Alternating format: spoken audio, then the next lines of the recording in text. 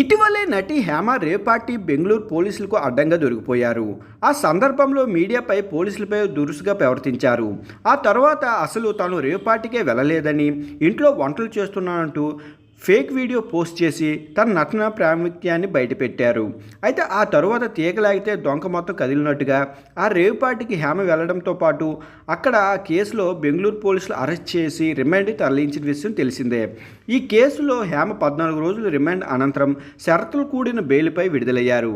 అయితే హేమ రేవ్ పార్టీలో దొరికిన మొదలు ఆమెను పోలీసులు అరెస్ట్ చేయడం, రిమాండ్కి తరలించడం, మీడియాతో హేమ దురుసుగా ప్రవర్తించడం ఇలా ప్రతిదీ విధ్వంసం అయ్యింది.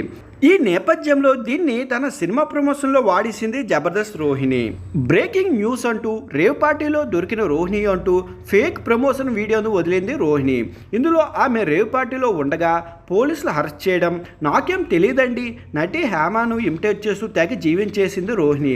నాకేం సంబంధం లేదు సార్, బర్త్డే పార్టీ అంటే వచ్చాను, ప్రూఫ్స్ అడుగుతారేంటి, నాకు ఇంకా టెస్టులు కూడా చేయలేదు, పాజిటివ్ కూడా రాలేదు, అయ్యో మీకు దండం పెడతా, నాకేం సంబంధం లేదు అంటూ ఏడుస్తూ తల బాధేసుకుంది రోహిణి.